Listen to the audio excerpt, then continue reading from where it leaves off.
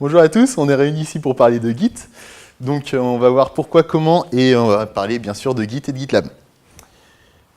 Alors, et si ça avance un jour, ça serait pas mal. Ok. Donc pourquoi c'est bien Git?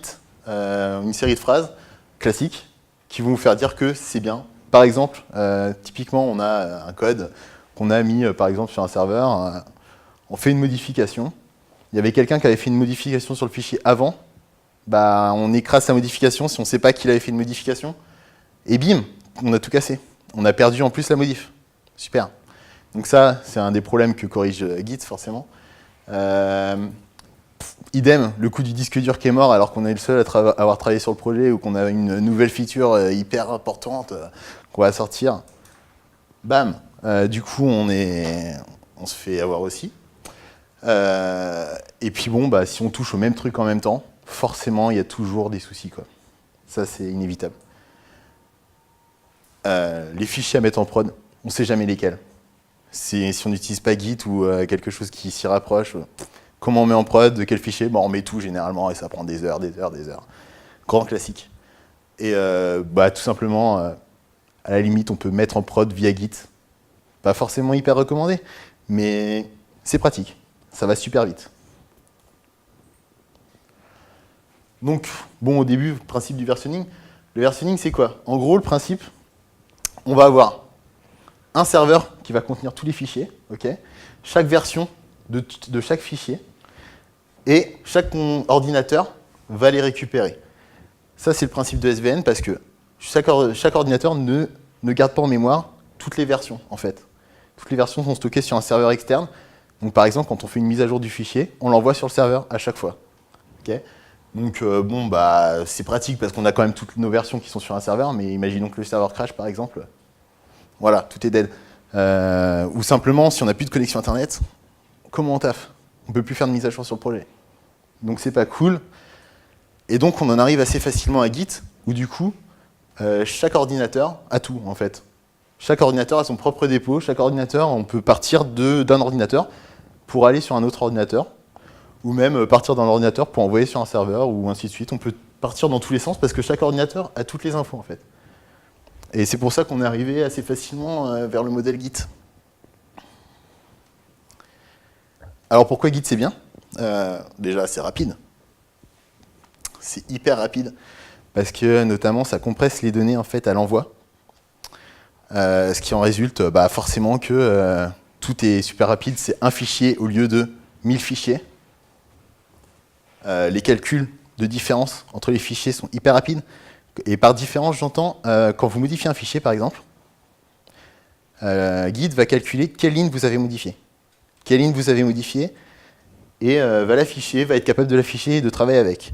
Et c'est ce calcul sur des fichiers, sur un grand projet, ça peut atteindre facilement 10 000 fichiers. Et voilà, Git là-dessus, il va le faire comme ça en 2 secondes. Donc ça, c'est super sympa aussi. Git, c'est aussi super robuste. Parce que, mine de rien, bah, c'est décentralisé. Donc forcément, on a rarement des gros crashs qui font perdre tous les fichiers. C'est propre. Pourquoi c'est propre? Parce qu'en fait, il faut savoir, par exemple, que SVN va mettre un dossier .svn dans chacun des dossiers du projet. Donc quand on a plein de dossiers, on a plein de fois .svn dans chaque dossier. C'est très sale, entre guillemets. Pourquoi je dis anti-connerie? Parce que, mine de rien, bah, Git, ça sauvegarde tout ce qu'on fait. Par exemple, si on a fait un commit, on verra après ce que c'est un commit, c'est en gros une mise à jour. Quand on a fait une mise à jour, qu'on la supprime, on se dit « mince, j'ai tout perdu ». Eh ben non, avec Git, on n'a pas totalement perdu, il va le garder en mémoire quelque part, et finalement, on va réussir à s'en sortir si on se débrouille bien. Donc, c'est entre guillemets anti-connerie. Avec modération, parce que vaut mieux que ça se passe bien quand même. C'est toujours plus agréable. Ouais, c'est puissant Git. Surtout les merges automatiques. Alors là, c'est un truc qui est juste génialissime.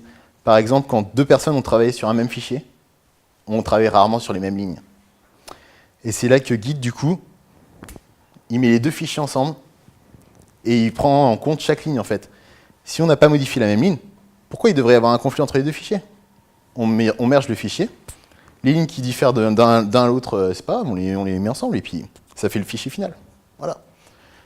Bon, après, il y a plein d'autres choses qui font que Git est puissant, et je pense pas forcément à tout. Donc, je mets une petite étoile, quoi. Alors ça, c'est le moment où je vais vous parler du principe. Le principe de Git, en fait, c'est en même temps assez compliqué à comprendre. En même temps, finalement, c'est assez simple. Faut vous imaginez que sur votre ordinateur, vous avez des fichiers. On est d'accord, vous avez chacun plusieurs fichiers dans un projet. Hein. À partir du moment où vous ajoutez Git, vos fichiers restent tels quels. Git ne les prend pas en mémoire, il ne prend pas en compte, rien.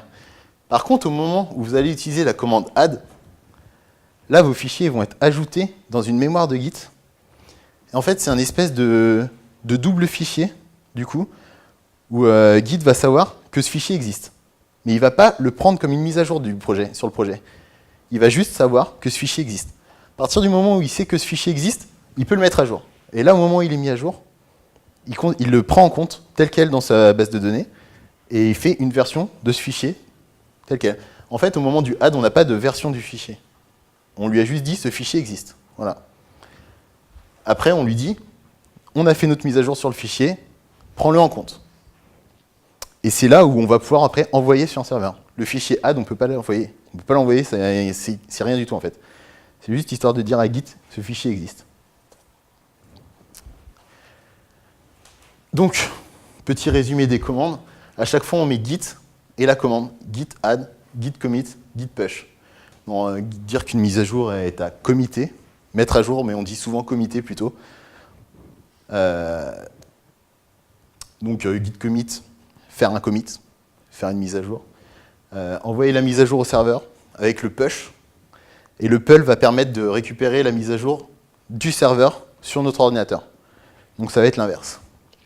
Vous verrez après, on fera une petite mise en pratique qui va éclaircir un peu les choses. Donc là, on va parler des branches un petit peu.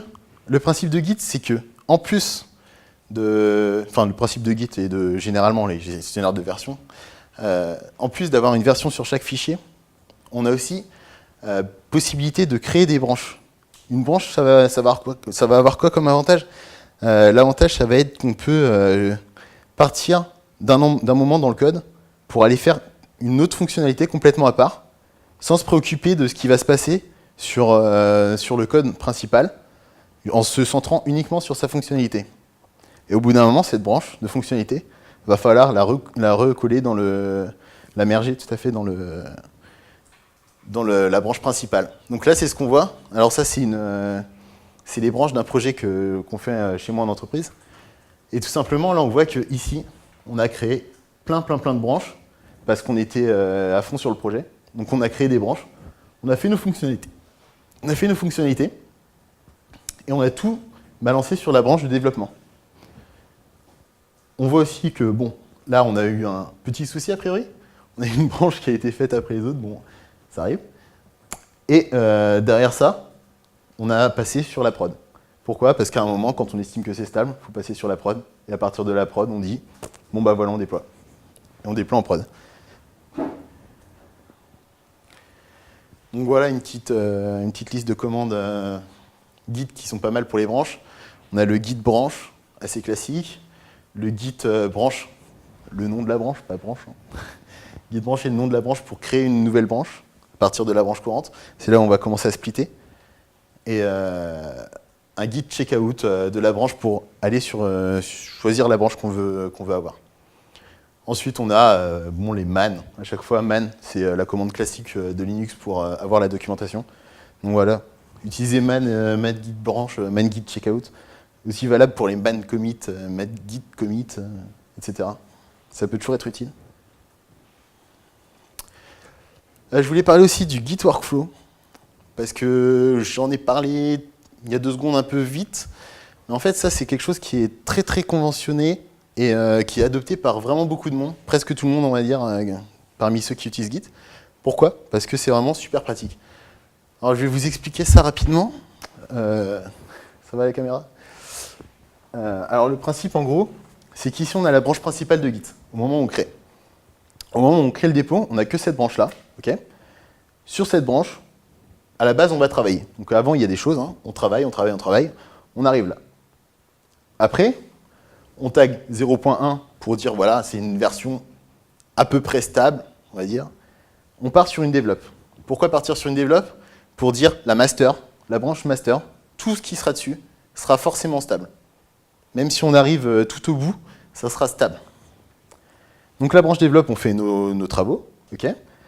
Et au bout d'un moment, il faut dire, bon, bah, maintenant on va être plusieurs sur le projet, par exemple, on va commencer à travailler, à faire plein de branches. Donc bon, voilà, on fait des branches features. Donc pour ajouter, par exemple, admettons, on a un blog, on va ajouter des tags. On va faire une nouvelle branche pour l'ajout des tags. Et au bout d'un moment, on va la merger sur la develop, en fait. C'est des branches de features. Alors là, on a une petite branche qui s'appelle hotfix. Très sympa. C'est quand on a un très gros problème. Quand on a un très gros problème au moment de la mise en prod, par exemple, on se dit « Ah, il n'y a rien qui va !» Bon, forcément, on ne va pas repasser par la develop et refaire tout le process. On crée une branche, on fait le fixe, et on merge direct pour repartir. Et c'est là, du coup, que ce hotfix, on va aussi le merger dans la develop. On merge dans les deux. Et on redéploie tout de suite après, forcément, la master. C'est vraiment en cas de vraiment gros soucis. On fait rarement ça. Donc voilà un peu le principe du workflow de Git. Et après, forcément, bon, la développe, je vous laisse imaginer, on la remerge dans la master quand on estime que c'est à peu près stable, quoi. Bon, parlons un peu de GitHub. Petit Nyancat qui va bien. En fait, c'est la mascotte de GitHub, l'Octocat. Il y a une petite adresse où on peut tous les récupérer. L'interface de GitHub. L'interface de GitHub est géniale. On va en parler parce que ça permet de gérer des projets de façon formidable. Et c'est pour ça que ça marche du tonnerre et c'est libre, c'est gratuit pour les projets open source. Donc déjà, d'un point de vue gestion du projet, on a l'affichage du code. Donc voilà, on a tous les dossiers du code. Et ce qui est génial, c'est que là, on va avoir l'affichage de la branche et on peut sélectionner sa branche pour voir le code suivant la branche. Ça, c'est vraiment pratique. Évidemment, on a l'affichage des commits. Grand classique aussi par rapport à ça. On a déjà vu ça sur à peu près tous les gestionnaires de projet. On voit une liste des dernières modifications faites, qui les a faites. On voit par ligne ce qui a été fait. C'est pratique. On peut même commenter pour dire ce qui va pas. Pratique. Bon, le nombre de contributeurs, un écran classique. Hein. Et par contre, on a les issues. Et ça, c'est quelque chose de génial aussi. C'est le principe de pouvoir dire, là on a un bug, il faut le régler, ou quelque chose à améliorer tout simplement. Donc on va créer une issue, et on va dire, bon bah voilà, va falloir gérer ça. Et il y a un développeur qui va être assigné, qui va devoir gérer ça, sur une nouvelle fonctionnalité par exemple. Les pull requests, on en parlera après, mais il faut savoir après que GitHub permet de faire plein de petits trucs, style des wikis et d'autres petites fonctionnalités. Là, on a une partie sur les statistiques, qui a le plus contribué au projet, les branches, comme on a vu tout à l'heure. Ce que j'ai récupéré au niveau des branches, c'était vraiment purement le network. Là. Et donc, voilà un peu comment ça se passe au niveau de GitHub. Ah oui, le petit download zip, en fait, à ne pas utiliser. Jamais. Quand on récupère un projet GitHub, on récupère en fonction de l'URL qui est là, en utilisant Git. Okay, on récupère jamais le zip, enfin très rarement. Ça se fait des fois, par exemple, si on a un projet open source et on veut mettre sur son site télécharger. Bah ouais, on va mettre le lien vers téléchargement zip. C'est pratique. Mais sinon, ouais, jamais.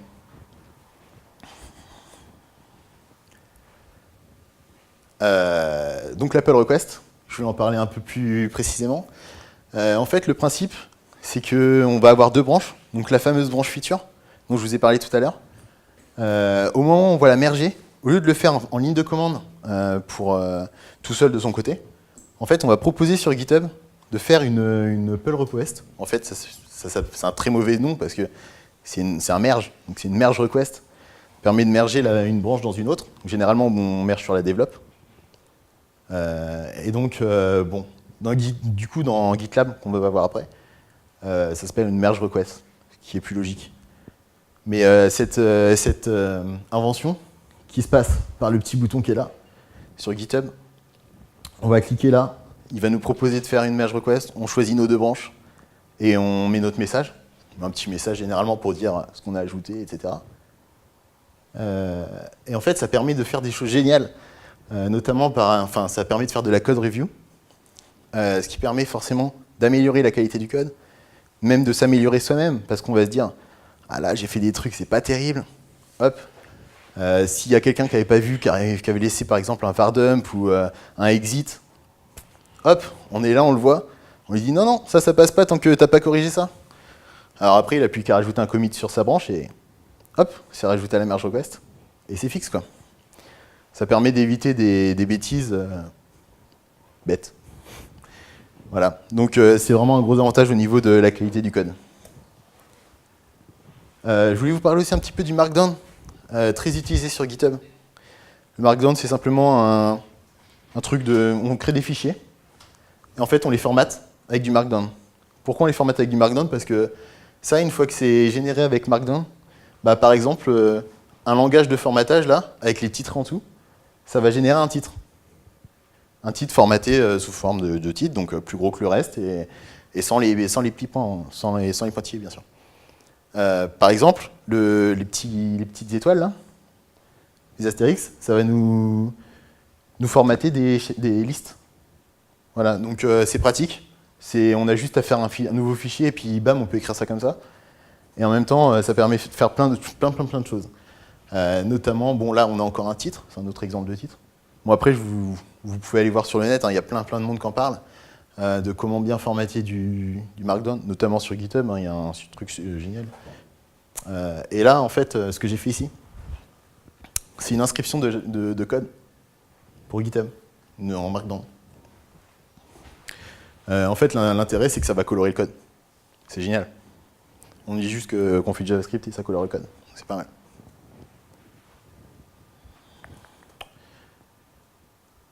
Ok, maintenant on va parler de GitLab un petit peu.